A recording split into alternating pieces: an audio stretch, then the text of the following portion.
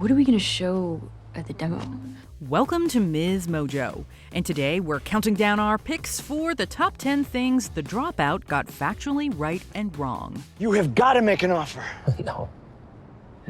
After all that? For this list, we're looking at what's fiction and what's stranger than fiction in this Hulu miniseries about the rise and fall of Elizabeth Holmes. What are your thoughts on the Dropout? Let us know in the comments.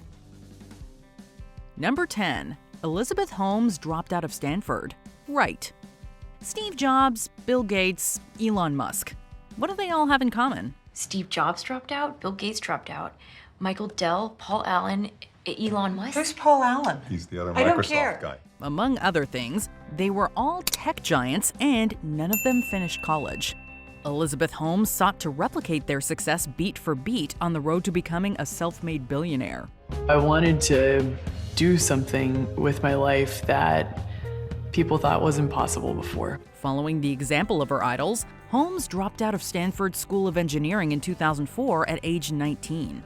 So the show's title is definitely accurate, as is its portrayal of Holmes's college years. Only a few months before Holmes left Stanford, she contacted the Santa Clara County Sheriff's Office, reporting that she had been sexually assaulted. What's wrong with her? Did something happen? At the party? I think I did something to her. Holmes would later discuss the experience at her trial, testifying that this crime influenced her to drop out and start Theranos.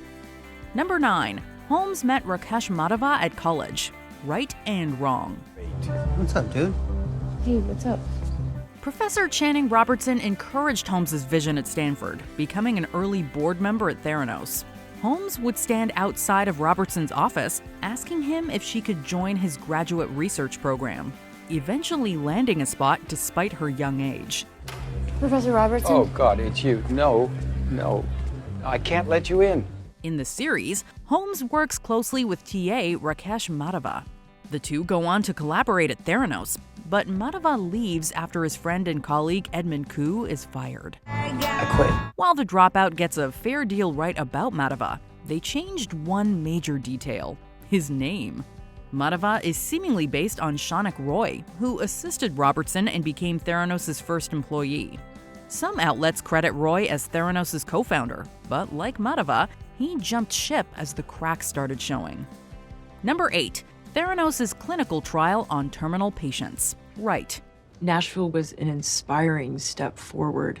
The Dropout depicts Holmes as an ambitious entrepreneur who starts with good intentions. As she becomes more desperate to succeed, she compromises her morals. A significant turning point comes when she subjects terminal cancer patients to a clinical trial. Although Holmes is repeatedly told that the prototype isn't ready, she insists that this is all part of the process. All we need is a drop of blood. Been stuck so many times I got no veins left. Y'all are doing a good thing here. Theranos did indeed use faulty testing devices on cancer patients in Nashville, Tennessee, which drove Anna Ariola to leave the company. Did you do trials on terminal cancer patients with a prototype that didn't work? The show sees Ariola quit on the spot. My whole team is quitting. In reality, though, she initially asked Holmes to hold off on the trials. I was one of the few people that stood up to her. I've told her no on numerous occasions. Not long after Holmes refused, Ariola gave her resignation. While Holmes was found guilty on several counts, defrauding patients controversially wasn't one of them. Number 7. Brendan Morris. Right and wrong. Like Rakesh Madhava, Brendan Morris seemingly doesn't exist, but he does mirror somebody who does. Well, the first thing is you look at what the chemists are doing. Right? Because you're automating what somebody is already doing. In the show, Morris is an engineer who's brought on board to speed up the prototype's production. Who's that? That is Brendan Morris. She brought in a new engineer. We're not moving fast enough, apparently. This creates a more competitive work environment between Morris's team and Koo's team.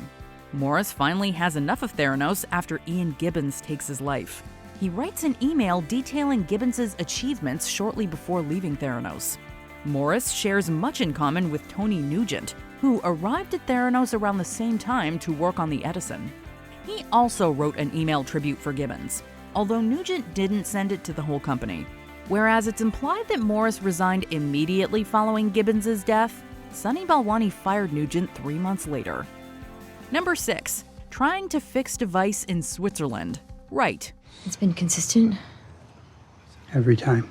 For a brief moment, it appears that Theranos might have a working prototype to show Switzerland-based healthcare company Novartis. In one of the show's most stressful sequences, the machine stops functioning. Are you sure the plate carriage is sealed? Yeah. Is the main case fan still spinning? It just keeps reading out. There could be a light leak. Rakesh, try turning off all the lights. With the team in Switzerland and Koo back in the States, they spend all night trying to get the machine to work over video call. When all else fails, Holmes fudges the truth with previous results. We still have a reading saved. From when it worked. Right? According to John Carreyrou's book, Bad Blood, the blood testing device did break down, and Holmes' team stayed up for hours to no avail. Back in California was Tim Kemp, the leader of Theranos' software team and a so-called yes man. While Kemp isn't referred to by name in The Dropout, his team sent the fake test results to Switzerland. How would you say it was working in terms of the vision versus the reality? Poorly. Number 5. Holmes' relationship with Sunny Balwani. Right. 我叫 Sunny. 你是a gay人. The show sees Holmes meet Sunny Balwani while studying in China, marking the beginning of a friendship that turns into a romance and partnership. Most of this is true, although Holmes had done a few summer programs before meeting Balwani, who was married to Japanese artist Keiko Fujimoto at the time. Balwani became Theranos' president and COO, not to mention Holmes' partner in crime. He offered to bring in $20 million and come on as COO, but only if I'm still the CEO. When Tyler Schultz, board member George Schultz's grandson, caught wind of Theranos' misdeeds, Holmes and Balwani tried to keep him quiet. Hey, do you know what's going on? Sorry, it's just my first day and I don't really know what I'm supposed to do. Get out. After the truth came out, Holmes essentially threw Balwani under the bus. She accused him of mistreating her mentally and physically, which Balwani denies. The show, meanwhile, depicts their relationship as consensual, albeit quite toxic nonetheless. Number 4. Theranos partnering with Walgreens. Right. After CVS, Walgreens is the biggest pharmacy chain in the United States, and Theranos played the pharmacy giant like a fiddle. How? Pretty much the same way we see in episode 4. Who's that guy we worked with? Kevin? Kevin Hunter. Hunter. Who's Kevin Hunter? Walgreens enlisted lab consultant Kevin Hunter to evaluate Theranos, but the fraudulent company did everything to keep their secrets under wraps. And why are they claiming that they're doing the testing on a portable device? Do you see what I'm saying? Yeah. But it's just for now. It doesn't make sense. This included Balwani shadowing Hunter on the way to the bathroom and stalling with a sushi lunch. They're stalling, and if they can't commit to showing us the labs at this dinner, we're walking. Despite these red flags, Walgreens didn't want CVS to beat them, agreeing to build 40 in-store wellness centers. She's going to CVS. No, she's bluffing. Maybe she is bluffing, maybe she's not. Dr. Jay Rosen, Walgreens' vice president of health innovation, was especially keen on partnering with Theranos. Walgreens wasn't the first giant that Theranos duped, as Safeway was already prepared to invest $350 million into remodeling 800 stores. It's wonderful. We start construction at the Arizona stores soon, so trying to get everything ready. Number 3. Theranos' famous endorsements and investors. Right.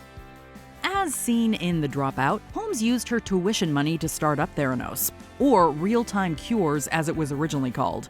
And I wanted to ask you if you would consider investing my tuition money into the company. In time, Holmes would find several wealthy investors. The show credits Don Lucas for giving Theranos its first big break as the company faces bankruptcy. In reality, Silicon Valley venture capitalist Tim Draper was Theranos' first significant investor, cutting $1 million check. Hello, Don. Elizabeth Holmes. We were not expecting you. Well, I didn't want to miss my opportunity to disrupt a $7 billion industry. However, Holmes did win over Lucas, who became chairman of the board. Along with Lucas, much of the Theranos board consisted of government officials who weren't well-versed in medicine.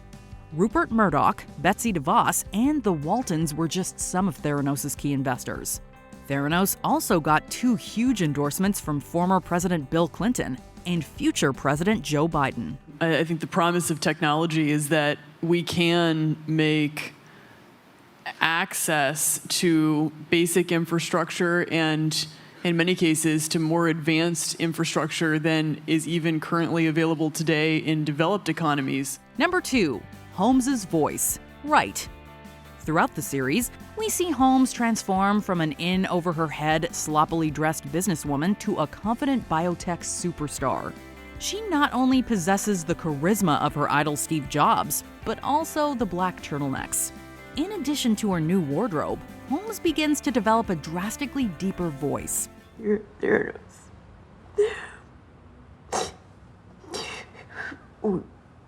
We are developing new technology.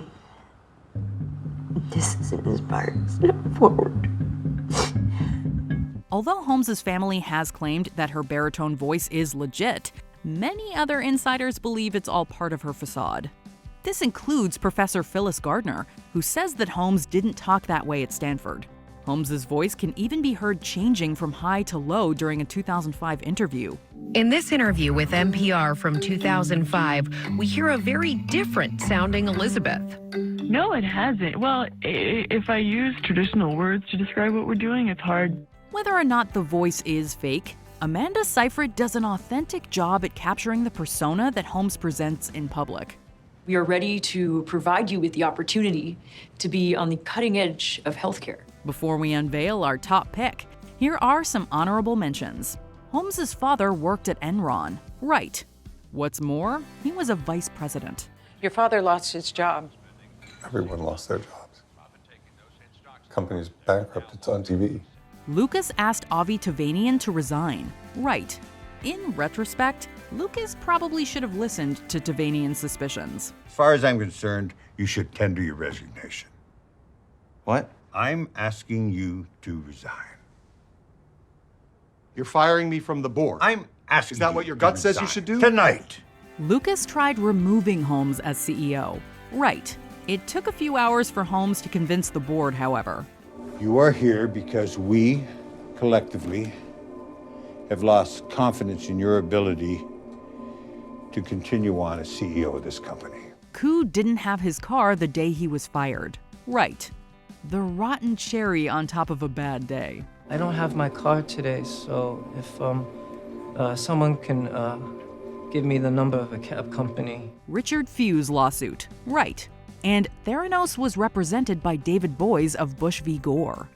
I just think if Elizabeth Holmes had stayed at Stanford, God bless her, and so many people had not let her down, and in my view, used that poor girl. In my view, that is not an acceptable thing. Phyllis Gardner suspected Elizabeth. Right. She called her a fraud before virtually everyone else. There's only one thing you need to know about Elizabeth Holmes.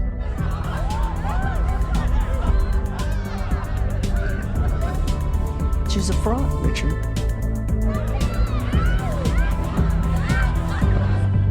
She's always been a fraud. Before we continue, be sure to subscribe to our channel and ring the bell to get notified about our latest videos. You have the option to be notified for occasional videos or all of them. If you're on your phone, make sure you go into your settings and switch on notifications. Number 1, Ian Gibbons' tragic death. Right. You went to a board member. Behind my back. But Channing is one of my oldest friends. You went behind my back. Of all the figures depicted in The Dropout, biochemist Ian Gibbons is the one we sympathize with the most. Unfortunately, almost everything about Gibbons in the series is accurate. Sharing a mutual connection in Robertson, Gibbons went to work for Theranos following a cancer battle. The lab leader was let go after expressing concerns, but when his colleagues spoke up for him, Gibbons was rehired, albeit now as a technical consultant. When subpoenaed to testify regarding Theranos' patent lawsuit, Gibbons was given limited options. Like I said, this is your way out. He ultimately took the most tragic route, mixing alcohol and medication the night before he was set to testify. Gibbons actually died several days after his wife found him unconscious in his bathroom. Ian?